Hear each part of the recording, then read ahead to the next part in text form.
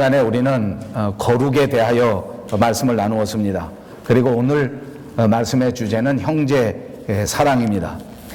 사실 오늘 주제 형제 사랑도 지난 주간에 우리가 강해하였던 거룩하라고 하는 큰 제목 아래 포함된 소제목이라고 이해하시면 될 것 같습니다. 성경에서 거룩하라고 말씀할 때에 우리는 지난 시간을 통해서 우리의 어두움을 잘라내버리고 우리의 죄악된 욕심을 잘라내버리고 우리의 부족한 부분도 하나님의 은혜 가운데 새롭게 하는 이런 모든 것들이 거룩하게 하는 것이다 라고 말씀드렸습니다. 그래서 우리는 우리의 죄를 버려야 하고 잘못된 생각도 던져버려야 되고 우리 마음속에서 끊임없이 일어나는 이 마귀 사탄적인 생각에 대하여 날마다 경계를 갖고 이것들을 잘라내려고 하는 노력을 끊임없이 감당해야 한다 하면서 말씀을 드렸습니다. 그리고 또 한 가지 주제가 있다고 하면 그것이 형제를 사랑하는 것인데, 이제 지난 주간에 말씀드린 것은 우리 스스로 우리 마음속에서 우리가 깨끗이 해야 하고 내가 하나님 앞에서 새롭게 되어야 하고 내가 날마다 어둠의 옷을 벗어버리고 주님의 옷을 갈아입는 이런 노력을 해야 된다 하는 것을 강조해서 말씀드렸다고 하면, 이 형제사랑이라고 하는 것은 이제 내 속에서 일어나는 것이 아니라 오히려 내 바깥에 내 옆에 있는 그런 다른 사람들을, 그런 형제를, 그런 자매를 사랑해야 된다 하고 말씀하는 것입니다. 흔히 우리는 교회에서 서로 인사할 때에 여러 가지 인사의 구호가 있습니다만, 많은 사람들이 그 인사할 때 쓰는 용어 가운데 사랑합니다 라고 이렇게 고백하는 인사가 있습니다. 우리 교회에도 유난히 큰 목소리를 가진 분이 날마다 만나면 사랑합니다 하고 소리를 지르는 분이 있습니다.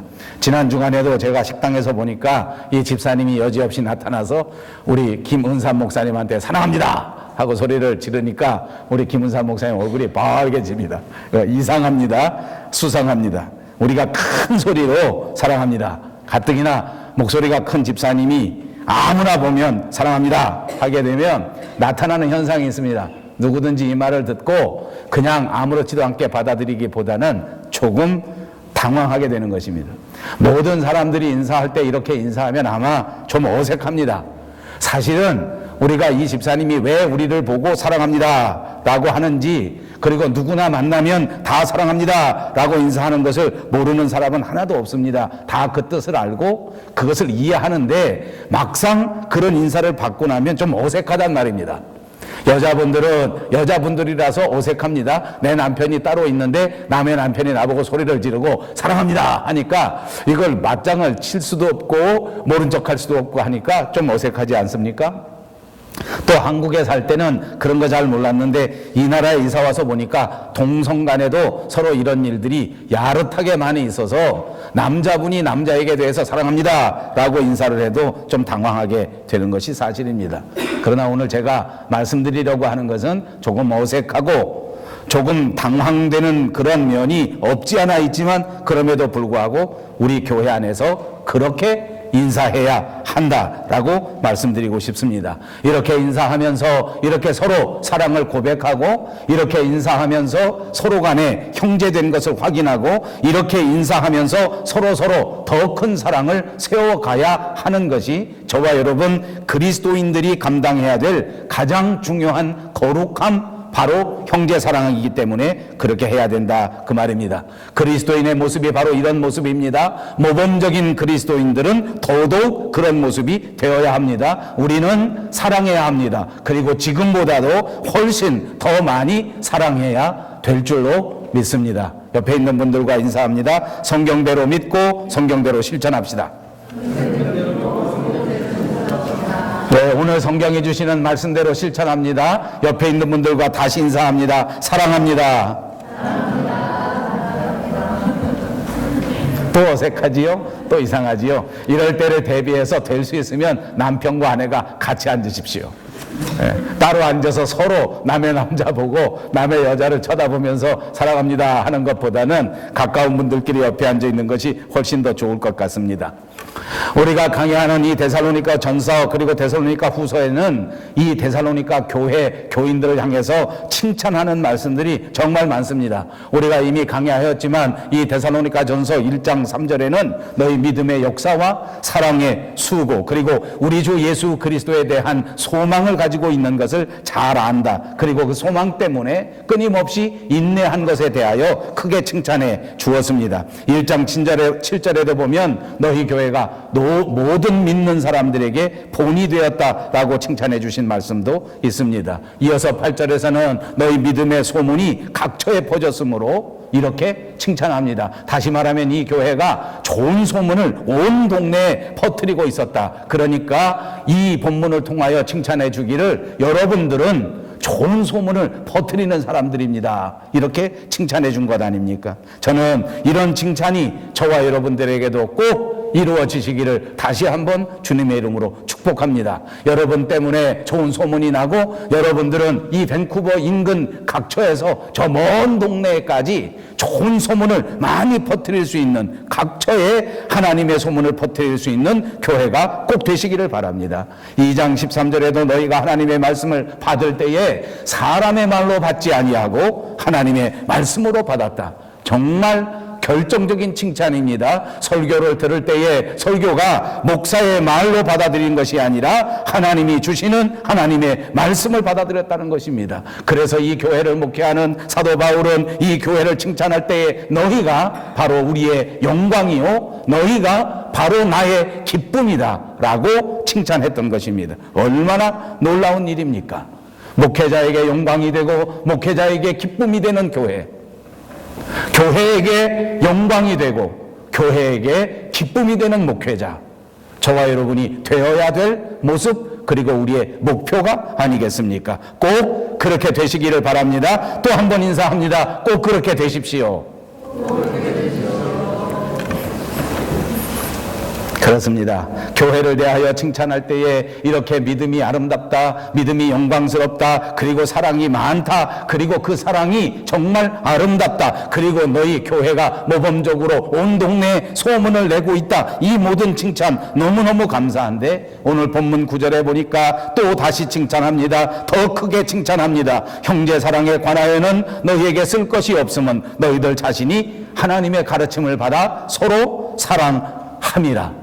하나님의 가르침을 받아 하나님이 말씀하시는 그대로 교회가 서로 뜨겁게 사랑하고 있는 것, 그것을 칭찬해주고 있는 말씀입니다. 여기 사랑한다고 하는 말은 원래 헬란말 그리스어로는 필라델피아라고 하는 단어입니다.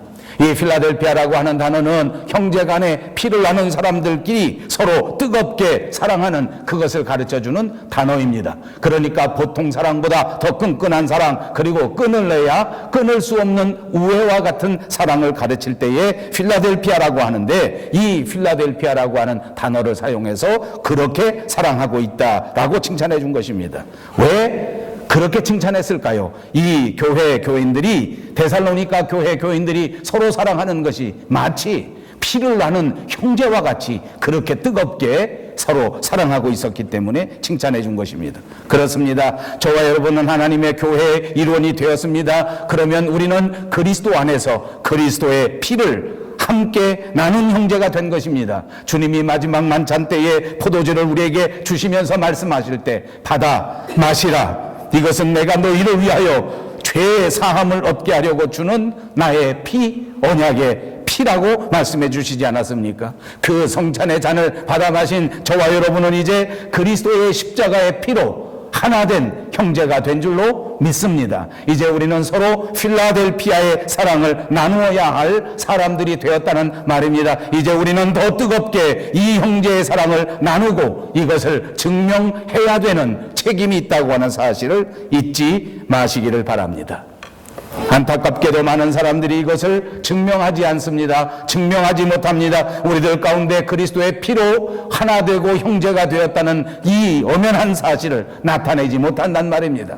과연 그 누가 바깥에서 우리를 볼 때에 과연 저들은 필라델피아이다, 과연 저들은 그리스도 안에서 피를 나는 형제들이구나, 저 교회 다니는 사람들은 저렇게 뜨겁게 우애가 있고 사랑이 있고 이해가 있고 섬김이 있구나 라고 하는 평판을 듣고 있는가 하는 말씀입니다. 사랑하는 여러분, 우리가 이같이 형제된다고 하는 사실을 깨닫고 피를 나눈 형제와 같이 뜨겁게 사랑하는 형제 자매들이 꼭 되시기를 바랍니다. 형제는 어떻습니까? 자라나면서 때로는 조금 다툽니다. 자매는 어떻습니까? 때로는 의견 다툼이 있습니다. 그러나 형제와 자매가 된 특징이 무엇인지 압니까? 큰 일을 만나면 서로 똘똘 뭉칩니다. 여러분 다 잘 아시겠습니다만 저도 6남매 중에 한 형제입니다. 남자 형제가 4명이 있고 여자 형제가 2명이 있습니다. 서로 살아갈 때는 잘 모르다가 얼마 전에 저희 아버지가 소천하셔서 장례를 치를 때 보니까 우리가 다 피를 나눈 형제로구나. 큰 일을 감당할 때 보니까 형제와 자매가 가장 가까운 사람이구나 하는 것을 더 뜨겁게 느끼게 되더라고요. 형제는 그런 것입니다. 평상시에는 잘 모를 수 있지만 어려운 일 당하면, 힘든 일 만나면 형제밖에 없습니다. 자매밖에 없습니다. 우리 성도들은 오늘 그리스도 안에서 가장 가까운 형제요, 가장 가까운 자매인 것을 꼭 믿으시기를 바랍니다. 교회에서 사용하는 단어 가운데 형제보다 더 강력한 단어가 있습니다. 그 단어가 뭔지 아십니까? 그것은 바로 지체라고 하는 단어입니다. 그러므로 우리는 그리스도 안에서 형제요, 그리스도 안에서 지체입니다. 지체는 더 강한 단어 아닙니까? 우리가 한 몸 안에 있는 서로 다른 지체라는 말입니다. 이렇게 서로 형제는 하나라는 말입니다. 이렇게 서로 형제 자매는 뗄래야 뗄 수 없는 관계입니다. 서로 사랑하는, 서로 아끼는, 서로 섬기는 관계를 이 데살로니가 교회 교인들이 얼마나 모범적으로 잘했는지 모릅니다. 정말 잘했습니다. 정말 좋은 교회입니다. 그래서 사도 바울은 이렇게 형제가 서로 사랑하라고 하는 말을 쓸 필요도 없었습니다. 사랑하는 여러분, 우리 밴쿠버 영성교회 사랑하는 형제들이, 사랑하는 자매들이, 서로 사랑하는 남편과 아내들이 정말 이 데살로니가 교회처럼 그런 형제, 그런 자매, 그런 부부, 그런 지체들이 꼭 되시기 바랍니다. 서로 뜨겁게 사랑해서 서로 위해 주어서 서로 아껴 주어서 더 이상 말이 필요 없는 관계, 더 이상 아무 말도 쓸 일이 없을 만큼 그렇게 잘하는 관계, 더더욱 그렇게 좋은 관계가 바로 하나님의 가르침을 받아서 하는 관계, 말씀 안에서 그렇게 하는 관계, 성령 안에서 그렇게 하는 관계, 그것이 칭찬받는 관계란 말입니다. 내 욕심을 따라서 사랑하기도 합니다. 내 육체를 따라서 사랑할 수도 있습니다. 그런데 오늘 데살로니가 교회는 성령을 따라서 사랑했단 말입니다. 여러분, 육체의 사랑, 인간의 사랑과 이 성령의 사랑, 하나님의 사랑의 다른 점은 무엇인지 아십니까? 육체는 내가 좋아야 사랑합니다. 육체는 나를 만족시켜줘야 사랑한단 말입니다. 그러나 성령은 나의 만족을 떠나 상대방을 섬기고 이해하고 받아들이고 그리고 끝없이 희생하면서 사랑하는 것, 그것이 하나님이 가르쳐 주신 사랑입니다. 우리 밴쿠버 영성교회에 속한 여러분 모두가 성령의 감동으로 이웃을 사랑하고 가족을 사랑하고 교회를 사랑하는 여러분 모두가 되시기를 또 한 번 주님의 이름으로 축복합니다. 데살로니가 교회 교인들이 이렇게 사랑했습니다. 이렇게 살았습니다. 환난이 있었습니다. 핍박이 있었습니다. 초대교회의 삶이 결단코 만만치 않았습니다. 그런데도 불구하고 그들은 이 사랑을 던져버리지 않았습니다. 포기하지 않았습니다. 게을리하지 않았습니다. 뿐만 아니라 이런 사랑을 나눌 때에 자기들끼리만 한 것이 아니라 자기 가까운 식구들끼리만 한 것이 아닌 것을 본문이 분명하게 말씀하지 않습니까? 10절을 보십시오. 너희가 온 마케도니아 모든 형제에 대하여 과연 이것을 행하도다. 형제들아, 권하노니 더욱 그렇게 하라. 이 형제 사랑이 데살로니가를 중심해서 온 마케도니아에 있는 다른 모든 형제에 대하여 이런 사랑을 나타내고 있었다는 말입니다. 많은 사람들을 사랑했다는 말 아닙니까? 차별 없이 사랑했다는 기록 아닙니까? 상대방이 가난한 사람이든 상대방이 병든 사람이든 심지어는 상대방이 장애인이든 어떤 차별도 갖지 않고 사랑했습니다. 나와 가까운 사람만 사랑한 것이 아닙니다. 이것은 나를 적대하는 사람조차도, 심지어는 나를 핍박하는 사람도 구별 없이 사랑했단 말입니다. 진짜 대단한 사람들입니다. 정말 대단한 교회들입니다. 여러분, 이왕이면 저와 여러분도 이렇게 진짜 대단한 사람 돼야 되지 않겠습니까? 이왕이면 우리 교회도 진짜 이렇게 대단한 교회가 돼야 되지 않겠습니까? 또 한 번 인사합니다. 대단한 사람이 꼭 되십시오. 아버지, 오늘 꼭 남편 옆에 앉을 걸. 여러분, 오늘 사도 바울은 그래서 이렇게 칭찬하면서 말씀하기를 그 행위를, 그 삶을 더 많이 힘쓰라 라고 말씀해 주고 있습니다. 더 많이 해라. 우리 신앙생활의 가장 중요한 교훈입니다. 이만하면 된 것이 아닙니다. 바울도 말씀합니다. 이만하면 됐다. 그것이 아닙니다. 이제까지 잘했는데 또 하고 또 하라 그 말입니다. 지금까지 정말 모범적으로 훌륭하게 신앙생활 했는데 그만했으면 됐다가 아닙니다. 더 많이 열심히 하라는 것입니다. 지금까지 남이 감당할 수 없는 뜨거운 사랑을 가지고 살았는데 칭찬하면서 하시는 말씀이 또 사랑하고 또 사랑하고 또 사랑하라는 말입니다. 그래서 본문에서 더욱 그렇게 하라고 하지 않습니까? 본문 11절을 보겠습니다. 또 너희에게 명한 것 같이 조용히 자기 일을 하고 너희 손으로 일하기를 힘쓰라. 조용히 자기 일을 하라. 이 말은 무슨 말입니까? 조용히 하라. 말 그대로 입 다물고 일하라는 의미가 있을 것입니다. 그러나 단순히 입 다물고 조용히 일하라는 말일까 한번 생각해 보겠습니다. 데살로니가 교회가 얼마나 시끄러웠길래 조용히 일하라고 했나? 사실은 이 데살로니가 교회에 이렇게 말씀하게 된 배경이 있었습니다. 왜냐하면 진짜 이 데살로니가 교회가 시끄러웠습니다. 모범적인 교회, 칭찬받는 교회가 분명합니다만 이 교회 안에 한 가지 흠이 있다고 하면 조금 시끄러웠습니다. 왜 시끄러웠는고 하니 초대교회에서 예수님이 말씀하실 때에 나는 속히 온다. 내가 하늘나라에 가지만 염려하지 말라. 금방 온다. 이렇게 말씀하신 것을 기억하면서 이 교회가 조금 오해를 하기 시작했습니다. 예수님이 금방 오신다는 것입니다. 예수님이 속히 오신다는 말씀을 받아들여서 내일 오실는지 아니면 조금 있다 오실는지 모른다. 그러니까 이 데살로니가의 교회의 결정적인 특징 가운데 하나는 뭐였냐면 이 사람들이 언제 주님이 오실지 모르기 때문에 그 사는 모습이 정말 분주하고 조금 시끄럽고 조금 흥분되어 있었습니다. 좀 재미있게 말씀드리려고 말씀합니다. 이 사람들이 얼마나 열심히 예수님을 기다렸는지 데살로니가 교회 사람들은 화장실도 안 갔습니다. 언제 오실지 모르니까 안 가고 발 동동 구르고 있어요. 가야 될 때 안 가면 얼마나 발 동동 구르고 있겠습니까? 그러니까 좀 시끄러워. 조용히 살았으면 좋겠는데 그냥 팔짝팔짝 뛰고 사는 거예요. 밥도 안 먹습니다. 왜냐하면 주님이 언제 오실지 모르기 때문에 그러는 것 아니겠습니까? 잠을 잘 때에도 옷도 벗지 않습니다. 이도 닦지 않습니다. 그냥